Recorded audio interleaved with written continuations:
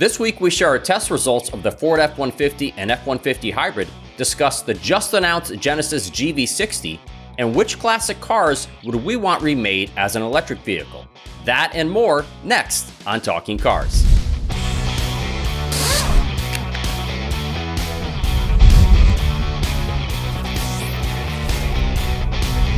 Hi, everybody. Welcome to another episode. I'm Mike Monticello. I'm Mike Quincy. And I'm Alex Neisig. Well, it's another week, so that means yet another automaker has revealed another electric vehicle. And this time, it's Genesis with the 2023 GV60, which is an all-electric SUV. This is Genesis has committed, like other automakers, to making all of its vehicles purely electric starting in 2025 with fuel cell EVs and battery EVs, with the goal of being a 100% zero-emission vehicle brand by 2030 and carbon neutral by 2035. And first up for Genesis is going to be this GV60, which is a small crossover type SUV. It shares a platform with the Hyundai Ioniq 5 and the Kia EV6. Powertrains, 225 horsepower single motor rear wheel drive, as well as 314 horsepower and 429 horsepower dual motor all wheel drive versions. A lot of this is estimated stuff at the times, and that means we're estimating the price. We think somewhere in the $45,000 to $55,000 price range. And we are, again, estimating it's going to be on sale in the US in 2022. Of course, when you talk electric vehicles, what's the most important thing? Driving range, right? So Genesis estimates that the single motor rear drive version will have 280 miles of range, while the all-wheel drive versions will have between 229 to 248 miles of range. Alex, I'm going to start with you because this GV60, from what they've revealed to us so far, has some kind of cool features. And I was wondering if you could tell us a few that really stuck out for you. Totally. Yeah, very interesting vehicle. And I don't know, just looking at it visually, I'm not super crazy about the way it looks compared to other Genesis models. It looks a little interesting. We'll say that, whereas interesting. Interesting. Yeah, whereas some that's a word that always says nothing. I don't like it, maybe. Let me recommend this new movie to you. You watch the movie and they say, "What'd you think of the movie?" And you didn't like it. You're like, "Well, it was interesting." Well, I didn't say I love it. So I don't know. It just looks a little strange. The proportions are interesting and are weird. And it shares that platform like you talked about, Monty. But anyway, so it has this boost mode that caught my eye, which it shares the platform, like you said, with the Ioniq 5, and the EV6, the Kia version, can be had up to like 570 something horsepower. So they decided to put this boost mode in, which I think is really interesting because it, adds this like fun element that Genesis hasn't really had before. Their models have been pretty reserved, and here they come out with this boost mode. Also has a drift mode for some reason. So, kind of a more rear bias power delivery. So very excited to try that. And then more of some of these other features on the inside. What really caught my eye is this crystal orb is what they're calling it. It's this gear selector thing that when the car is in the standby mode, it looks like a kind of mood lighting disc or orb thing on the center console.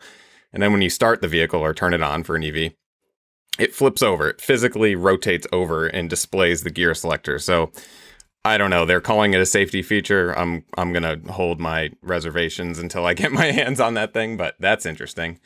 Yeah, I want to just touch on the boost mode that you talked about for a second, because it's for the 429 horsepower all-wheel drive model.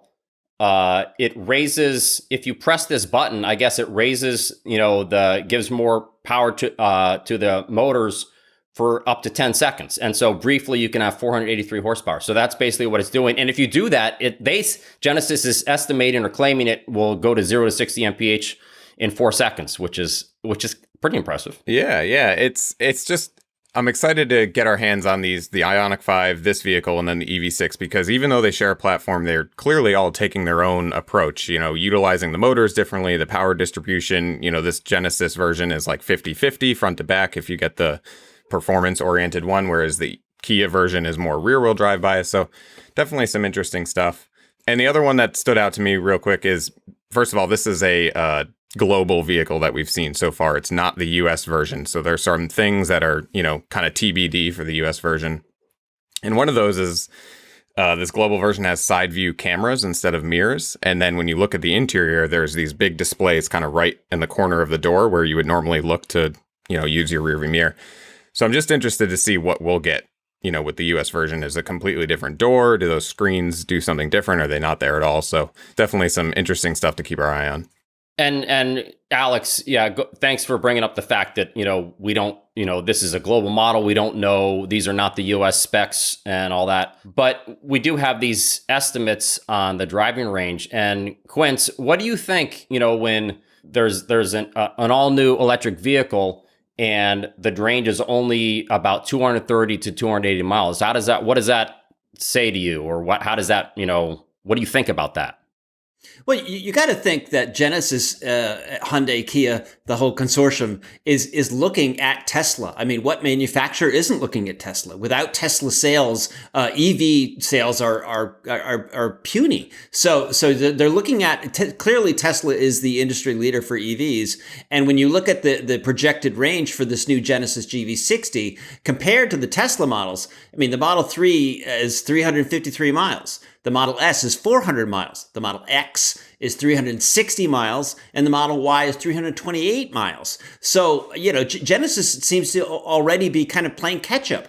But, as Alex touched on, maybe they're thinking, we're not going to focus on range so much. We're going to focus on performance and all these little, features and gimmicks and the facial recognition and all that stuff.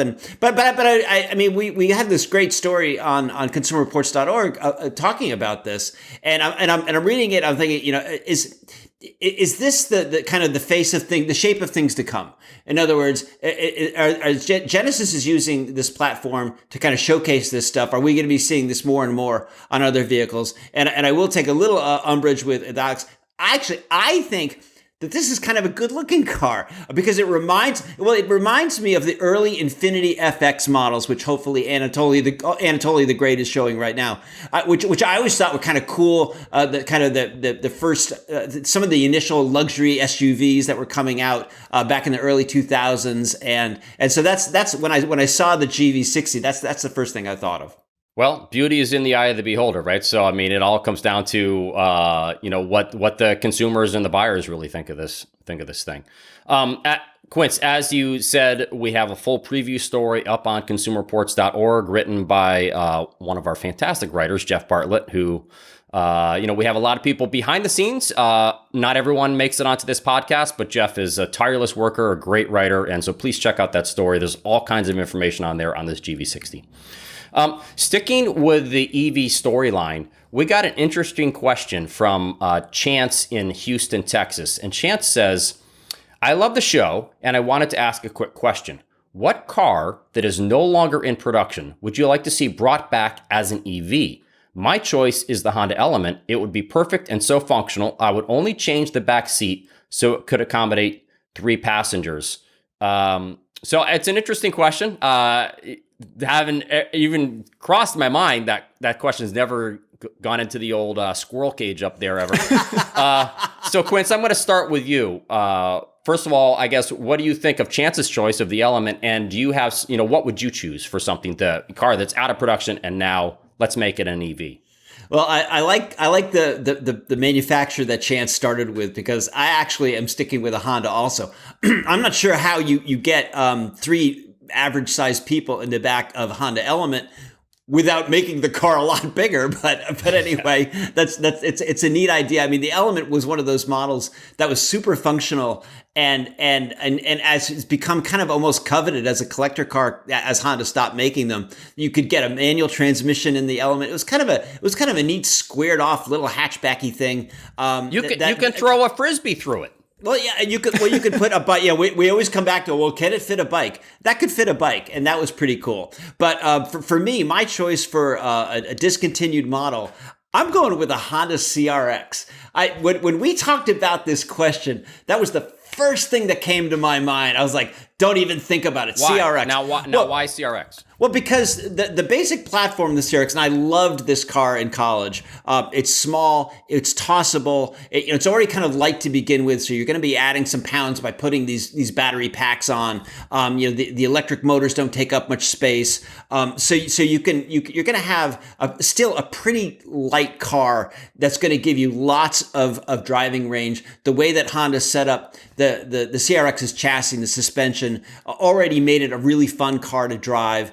I don't know. I loved the CRX. It's a shame, that CRX had this real goodwill going. A lot of people really liked them. And, just like, the Honda S2000, Honda makes these great cars and then they just, we're not going to make them anymore. It's kind of like a Taco Bell menu, you can put something out there. Everybody likes it. Yeah, we're going to serve that anymore. So. Yeah. Alex, what about you? What's your choice? I mean, Thunderbird, anybody? No, that's not my actual answer. Which generation? I don't know. I guess maybe a kind of like Nissan Z. They took parts from each one and make something new. So my actual answer, and despite what GM is doing with Hummer, that's not what I would actually say on my own. But in that similar vein, the original Saturn S series is my choice. So Saturn as a brand and car maker kind of, even though it doesn't exist, holds a little special place in my heart. And I think that original S series fits the EV bill well, because when it came out, the styling was kind of weird. The proportions were different, which is, we just talked about with the GV60, kind of goes in that direction.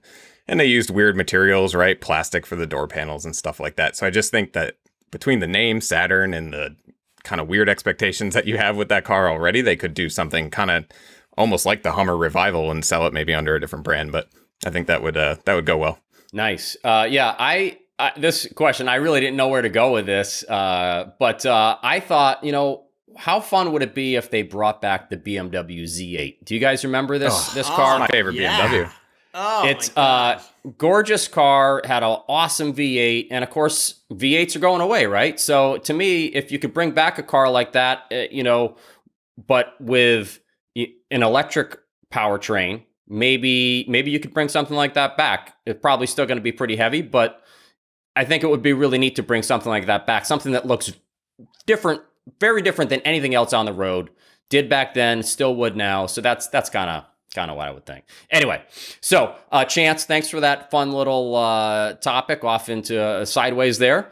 But now let's move on to this week at the test track. And this week, we're going to talk about our full road test results of the 2021 Ford F-150. Now, we've talked about the F-150, the redesigned F-150 on the podcast before, but now both of the trucks that we bought have fully gone through our testing. It's a big deal. Anytime the F-150 is redesigned, it's a big deal because this has long been the best-selling vehicle in this country. So people pay attention to this. And we actually bought two of these F-150s, both crew cabs, both with the short bed, an XLT with the 325 horsepower, 2.7 liter turbo V6, which was $55,535 as tested, and the all new 430 horsepower hybrid in the Lariat trim, which was a little pricier, $69,935 as tested. And for those of you that may not know, the hybrid, which is called the Power Boost actually, uses a 3.5 liter turbo V6 with electric drive, and both of the trucks come mated to a 10-speed automatic and have four-wheel drive. Alex, I'm going to throw it to you first. Okay. As I said, big deal anytime the F-150 is redesigned. Just touch on what are the major changes that people should know about with this new F-150? Yeah. I mean, at large, it doesn't really stray too far from the, typical F-150 formula, if you will. So I think maybe leave that for the upcoming Lightning to make something new. But which is the full EV. The fully electric version. Yep. Yeah, that'll bring some new things for sure. Not that this doesn't, but visually it's a pretty modest redesign. It's still a body on frame construction like the F-150 has always been. Solid rear axle with leaf spring suspension, all that stuff. Still heavy use of aluminum. But I think what really brings, new stuff to the table is all these work truck and tech features that they added, right? Like the one that really jumps out in my mind is the folding gear selector that enables this work surface inside. I remember taking my notes on the new trucks and they both had it, and I was sitting there with my laptop on this surface. I kind of love that. Yeah, it was awesome. I really What a great invention. I mean, as an engineer, Alex, and I'm not an engineer, so again, no one expects me to come up with any genius ideas. But when you see something like that, you're just like, why didn't anyone think of this sooner? Because like for us just taking notes, we these days we have a digital logbook, digital keyboard, so you can just put your laptop on there and just start cranking away the notes. I mean, we're just like, why didn't I think of this before? I mean, the folding shifter aspect of it, they did that because they told us that their customers didn't want to go away from the traditional shifter, right? So I suppose if they had buttons or a knob or something like that, they could have not done that part. But either way, it's kind of cool to use. But yeah, just enabling that big flat surface, you have so much space in between the seats. It's great. A couple other, truck things like the rear suspension can actually use sensors to measure tongue weight when you're towing or payload, so you can kind of increase safety in these situations. You don't overload the truck. It'll be available with Blue Cruise, which is their active driving system, kind of like GM Super Cruise. And then, like you said, the hybrid. I mean, that's really the big news. So there's a Raptor coming for all the enthusiasts out there. And yes, you can still get this thing with a V8. But the hybrid is really the star of the show. It's the most powerful version, and it doesn't really give up any of those important truck attributes, right? Still good at towing, still good at payload, all those things. So I think, let Quincy go into the hybrid aspects a bit more, but I think that's probably the big news. Yeah. And well, Alex, and you mentioned the V8, right? So Quince, I mean, full-size pickups have long used a V8. That's kind of been a go-to engine. Does this Power Boost hybrid change the truck market and maybe the way people look at full-size pickups, that the V8's going away and now it's going to be, hybrid V6s? Well, if you ask Toyota, they'd agree, because we talked about the redesigned Tundra on previous podcasts, and it's not even going to be available with a V8. I mean, they're going strict V6s across the board for their biggest truck. But listen, I mean, I love the hybrid. I think it is an awesome powertrain. I think the application in this F-150 uses it brilliantly. But you still can get a V8 for the F1. It's not like it's not available. But clearly in Ford's marketing, they're pushing the V6, but which is not necessarily the case with Ram and General Motors. But I felt that our V6 hybrid F-150 really didn't give up anything in terms of performance. I did miss the V8 rumble a little bit. I have to say, that what GM does and what Ram does with their V8 sounds really good to my ears. The feel of the V8 is really nice. But boy, our F-150 hybrid just gets up and goes. There is just seemingly endless amounts of horsepower. And for me, I'm a total road trip junkie. So this F-150 hybrid with the 600-mile cruising range, that fits the bill for me. The Lariat version that we tested is super, super nice. We've spent some time in like the King Ranch version and all the Platinum and all this other stuff. I would totally take a Lariat. I think this is a luxurious interior. I love this truck. And clearly a lot of our colleagues love it too, because it gets signed out so much the engine barely gets cold. Well, but you know what? But Quincy, you touched on something there. You said 600-mile cruising range for this hybrid. But the fuel economy difference between the two trucks is 1 mpg overall in our testing. So anyone who thinks they're buying this to save fuel, you're not going to get what you think. And actually, our fuel economy was 4 miles per gallon less than what it's projected by the EPA for their combined. Right. Our testing's a little different. Ours is on the road. Theirs is, more, Alex, what would you call, like on a dyno or right. It's like in a laboratory. Yeah, exactly. It's lab testing, whereas ours is on the road. But that's not why you buy this one. So it's just kind of interesting that it's a hybrid really to bring you the electric assist is more for performance in a sense, right? Towing 12,400 pounds you can tow with this thing. And like you talked about, Quince, that bottomless well of torque that just seems to have. So it's just kind of an interesting way. This is not a fuel economy hybrid. I think if we could analyze the sales numbers to see if the hybrid is selling, because I don't know actually, is the hybrid selling more than others? It might be a tough sell, Monty, for all those reasons that you just mentioned, because it's not completely running away with the fuel economy race compared to the regular V6 model. Yeah. So I totally agree, and it'll be interesting. But here's the thing, though: if you the reason to buy it would be because it is such a nice powertrain. We noticed some occasional rough downshifts, so it's not like the thing's perfect, but it would be because it is such a nice powertrain. You're still getting good fuel economy. You've got great towing, but as far as a truck overall, Alex, talking ride and handling, it's not like they really raised the bar that much on either of these F-150s, right? No, I don't think so. I think it's incremental upgrades maybe, but still what you would expect. I mean, it's still a big truck. It takes a lot of steering input to navigate this thing. The steering's kind of slow, and the body roll is there and all those things. But I think that's what you sign up for, I guess, when you buy a vehicle like this. So I know for me, my driveway and drive or garage is perpendicular to my driveway. So just trying to make that like 90-degree turn, if it would even fit my garage, I don't know. I didn't even try. It's just, it's large to navigate this thing. And then the ride, it's good. I think most people will be happy. It's comfortable, but, it still suffers from some of those kind of body on frame, jitterness that you get when you hit bigger bumps and that type of thing. But right. Yeah. It's very quiet too. I mean, I was going to say, as most full-size trucks are very quiet. Impressive. Yeah. You talked about the leaf spring rear suspension, which is kind of, I don't know if you'd say old school. It's a way they do it it's really good for towing.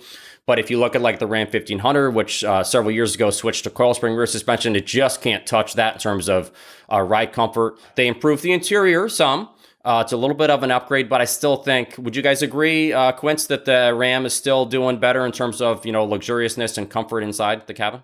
Yeah, absolutely. I think Ford improved the F-150 compared to the last F-150, but it's still not, it's certainly in terms of Consumer Reports ratings, it doesn't score as well as the Ram. And, but all these trucks have issues with reliability, and that's the Achilles heel of all of them. And Alex, talk about some other cool features with this hybrid model. Yeah, so it, aside from the extra power and all those things we talked about, it enables what Ford is calling Pro Power Onboard. And you can get lesser versions of this in other F-150s, but when you go with the hybrid, you can get up to 7.2 kilowatts of power in the bed. There's like outlets in the bed. And basically the truck can function as a generator. So the motor is where they actually put the motor. It's in between the transmission and the engine. So it effectively is the torque converter.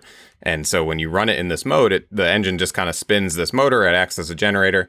And you can power stuff out of the bed, which is so cool. I mean, like serious equipment too. You could plug in a welder. You could plug in a compressor, as long as they're not drawing too much power. But what about if your house lost power? Could it power a good portion of what you have going on inside your house? Yeah, I mean, I don't want to say it can power your whole house, but maybe you could run your refrigerator or a freezer to keep food from spoiling. I know That's important. or some lights. We saw a lot of people using it right when it came out. That big storm hit Texas, right, and they lost a lot of power, and people were using it to do just that. So I think that is a pretty awesome benefit of the hybrid. Yeah. So there's definitely a lot going on with the hybrid.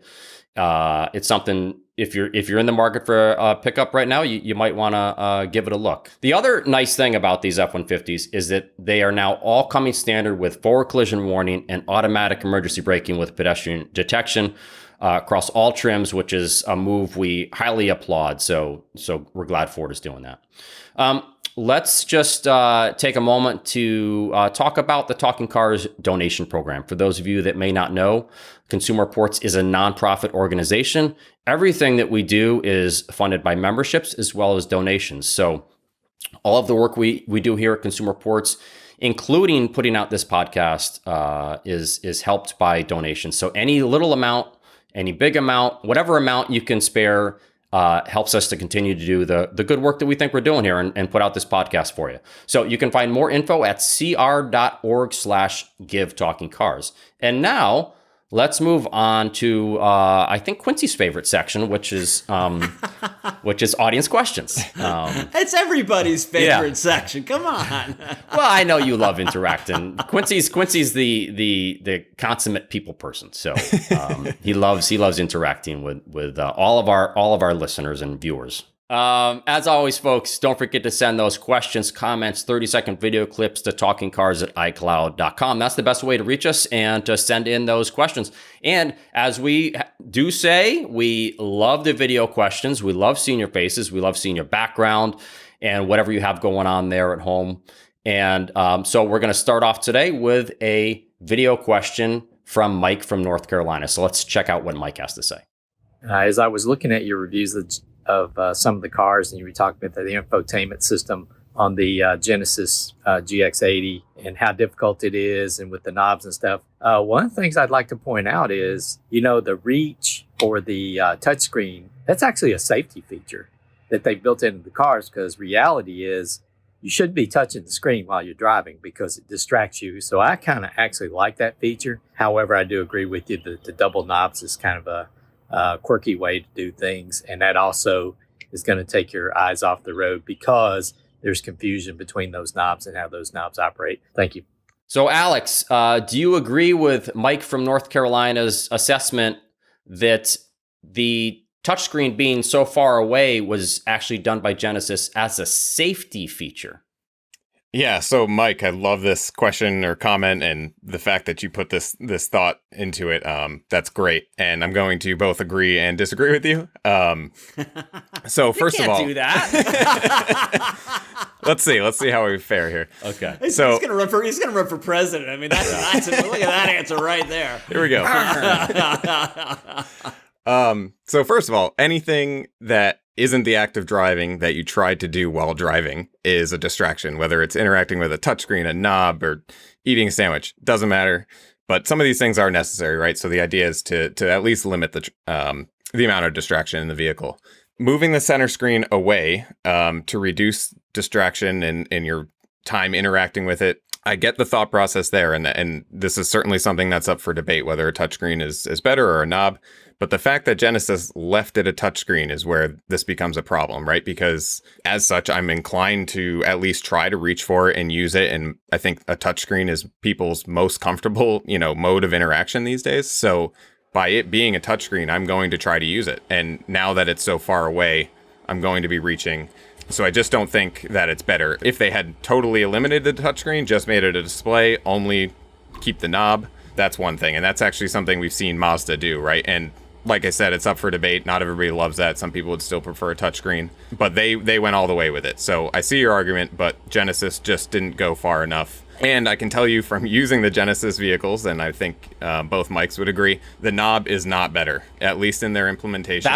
That's where I was going to go next. Yeah, I was going to say, but answer, Alex, why you are going for the touchscreen instead of the knob. Because it's not a better solution in their implementation. So I mentioned Mazda. I happen to like the Mazda system. It's simple, so the rotary knob works pretty well. But in my mind, the mode of interaction, in this case the knob or the screen, is half the battle, right? Then you have the software side. So in the Genesis vehicles, the software is just not very, intuitive or user-friendly. So it takes a lot of figuring it out, moving around, and it's cumbersome to use. So if it was a knob and a simple system, then I think I'd be fully agreeing with Mike. If you could interact with the controller dial in a way that you went where you want on the screen much more quickly or easier, then we wouldn't be doing it. But because that dial's kind of finicky to use, it is. It's just easier to, okay, I know that's where I want to go on the screen, so you just press it. Yeah, I end up trying to give them the benefit of the doubt. I try to use the rotary dial or whatever. And yeah, you're exactly right. I get a few steps in and I make a mistake and I just, all right, fine. Let's just grab the screen. Okay, so let's move on to the next question from Mohammed from South Bend, Indiana. Mohammed says, over the weekend, the electronic shifter on my 2020 BMW X7 had a freak out. I parked in the lot of a grocery store, but the car thought I was still in drive and refused to turn the electronics off, although the engine did turn off. This continued all day. I turned the car on and off several times, stepped through all the PRNDL selections in manual mode. Nothing worked. The next morning, my car battery was completely dead. From a safety perspective, how safe are these electronic shifters? Shouldn't there be a way for a driver to hard reset an ECU themselves? So there's actually a two-part question there. So I'm going to deal with the first part, which is electronic shifters. This is something that, because of the danger of vehicles rolling away when they weren't properly set in park, when the vehicle is turned off or the driver's door is opened, is actually why we had to come up with a new evaluation and test and a section of our online road test, which is, it's called, we call it rollaway risk. And we've been doing it since 2017. And at that time, we started taking away points in the overall score from a vehicle that had an electronic or what's called a monostable gear selector. A monostable gear selector, if you don't know, it's like you say shift into reverse or you pull it down into drive, and the gear selector goes back to, it always returns to center. So we call that a monostable gear selector. And if it didn't automatically prevent a rollaway, and the reason why you might have this instance is because a lot of them just aren't as intuitive as the old school PRNDL, lever that we've all grown up with, right? It makes it easier for you to potentially be in a gear that you didn't mean to be in. So that's why we had to come up with this rollaway risk assessment in our road tests. And on background, the BMW 7 Series, we're talking about BMWs, right? We're talking about Mohammed's X7. BMW 7 Series came out with the first monostable gear selector. And it's interesting that, these things still aren't perfect. But so that's the background on what CR is doing to make sure that these electronic gear selectors and monostable gear selectors are safe and are, make sure that someone won't have an unintended rollaway. So that's the background from the safety perspective of these electronic gear selectors. Alex, let's answer the other part of the question, which is there a way to do a hard reset on your ECU when you are having, like a freak out session like he was having with his X7? Yeah, so it's a few things here for Mohammed, and it's a bit tricky from the images to see exactly, necessarily what was going on and where the fault was. But first off, with BMW's iDrive, there is a setting I found out. If you go in there, to a setting that basically changes when the car will fully shut off. Sometimes there's one setting that, when you open the door, the car will fully shut off its electronics, and then the other one is when you lock it. I'm not saying that's what happened here, but maybe that setting got changed on you and you didn't lock the car and therefore it never shut off. That's one thing. But then to answer the hard reset portion, and this, most people driving a car with a big infotainment system, all these things, there is a way, and it's going to be different per the manufacturer, but generally there's a way to reset this or these systems by holding a sequence of buttons or whatever. In the X7, it's pretty simple. You just hold the power button for the radio, hold it for like 30 seconds. Just press it in and that'll reboot the whole thing. And then you just press it again to turn it on. And I'm not going to guarantee that this is going to solve Mohammed's problem because this is kind of resetting the whole infotainment system and electronics inside. So if it was a engine fault or anything like that, this might not help, but it's a place to start. Yeah, it's certainly worth a try, right? So give that a shot. Yep. Thank you, Alex, for looking into that for him. All right, and our next question comes from up north in Canada. My wife and I recently bought a new car. We decided to go with a fully electric Kia Niro, and we love it. But during the buying process, the dealer told me it was really important to get the extended paint/rust protection as, and I quote, "you can't rust-proof an EV." I've never heard of such a thing, and where I live, the roads are basically pure salt in the winter, so this is important information to have. Is this true, or should I never set foot in this dealership again? Mike Quincy, let's start with you. Never set foot in this dealership again, or is this possibly a thing? I mean, come on. Never set foot in that dealership again. When, Alex and I heard this question when our pre-production meeting, we both started shaking our heads like, oh my gosh, you gotta be kidding me. I mean, just when you think that car, automotive retail is getting better, we hear stories like this. I mean, we're still hearing stories from people saying that they go to buy a car and they're being pushed, the paint sealant and the fabric protection, all these dealer add-ons, which really don't help your car and are just pure dealer profit. Listen, dealers deserve to make money, but not like this. Nobody likes this part of the car buying process. I bought 154 cars over the last 20 plus years for Consumer Reports. I've seen it all. I've heard it all. I thought things were getting better, but stuff like this makes you think they haven't learned anything. I mean, it's really too bad. I mean, the majority of the dealers that I've gone to have been good. They've been, these are hardworking people. That they are just, a lot of them are straight shooters, but there's still a few of them out there that are still trying to pull the wool over your eyes, and I feel bad about. I mean, I could tell story after story about the stuff that I've seen. We don't want to get you going, but instead I'll say, here's to you being more informed about this, and for all the Canadians out there, hockey season is right around the corner, and I'd rather focus on that than this crazy dealer. Alex, is there anything about the exterior of an EV that would prevent it from being rust-proofed? That sentence, "you can't rust-proof an EV," just kind of makes my blood boil a little bit. I mean, first of all, you can't rust-proof any car, EV or not. You just can't make it fully rust-proof. But that being said, as time goes on, cars are getting more and more corrosion resistance just by the inherent material properties that are being used in some of these things. And there's nothing different about an EV than, an engine powered vehicle. So no, it's the same either way. The answer is no. All right. Let's move on to Dan from Kentucky. Dan says, I've been watching a lot of POV, which is point of view, driving videos of cars. And one safety feature that's been catching my attention is lane keep assist. One concern I have with this feature is whether it's flexible enough for me to avoid potholes and road debris. Some videos I saw suggest the lane keep can be aggressive to keep you centered, and wondered if it would be easy to override to avoid these things. Alex, let's go to you on this first. What's your answer for this? Yeah.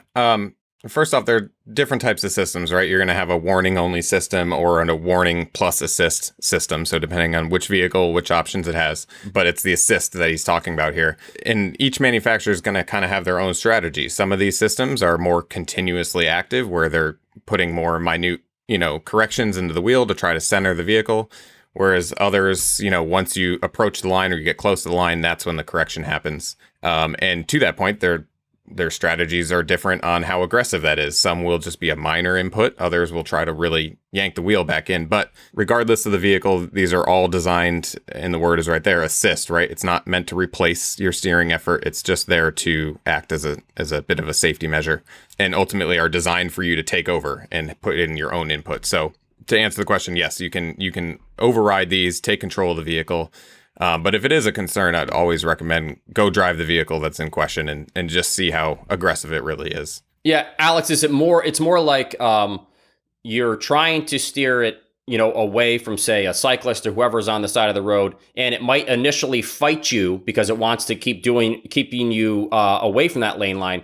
But if you give enough steering input, you will override the system. Yeah, exactly. And if you've never driven a vehicle that has this type of feature, it's definitely a weird feeling at first. So if you're coming from an older vehicle that doesn't have this and you're thinking about something that does, then I would try it out, because I remember the first time I drove a vehicle with that lane keep assist, and it was weird. It's bizarre to have the car fight you like that. I was going to say, Mike, certainly in our earliest experiences with these systems, I think you and I both were a little caught off guard the first few times. And depending from manufacturer to manufacturer, some are more aggressive than others.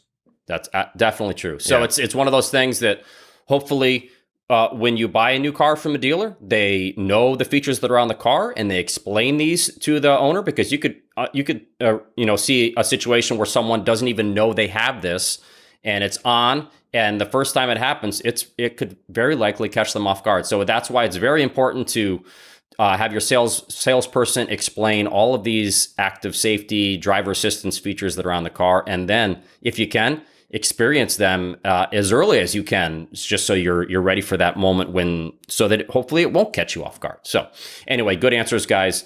That's going to do it for this episode. If you want to learn more about the cars and the topics we talked about, you can click on the links in the show notes. Don't forget to send those questions, comments, 30-second video clips to talkingcars@icloud.com. Thanks so much for watching, and we'll see you all next week.